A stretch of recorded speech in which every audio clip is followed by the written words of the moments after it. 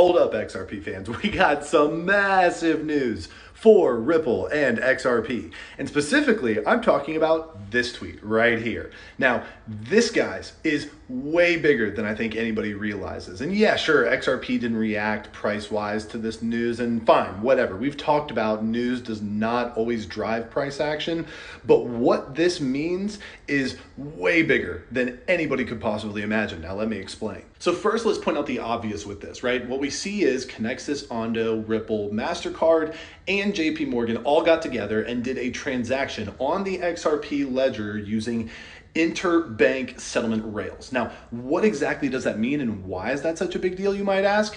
It's simple. So for the longest time, we've known that Ripple has been doing international transfers between countries using XRP as the rails. Now, that's not new news, and they've been doing that for some time. This, by the way, is not that. So when you see, oh, this is a pilot transaction for something to do with cross-border payments or something like that, no. That's old news. This is very, very much not the same. Because what Ripple has been doing for the longest time is within their company, right? They've had RippleNet, which is the tool that they use to do these on-demand liquidity transactions in 3 to 5 seconds with XRP, or they even have the option to do it without XRP. Of course, it takes longer. It's more the old school messaging system, but both are available. Now, what is this, you might ask? In this, we have MasterCard using their infrastructure payment system on the XRP ledger to create a transaction via the public blockchain, bypassing RippleNet altogether and all of the logistics that come with a private company.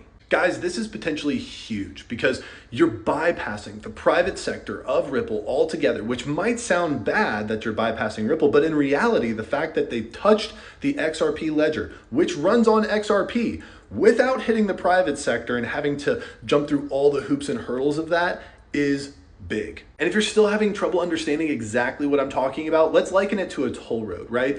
A private toll road between banks is basically what the RippleNet system is, okay? It's very specific, niche, but the XRP ledger is a totally public blockchain, which could be likened to a public toll road on an on-ramp. So it's the road that everybody's already using. We're just throwing a toll at the entry, and that, of course, gets tons of people through it every single day and is a very, very big deal.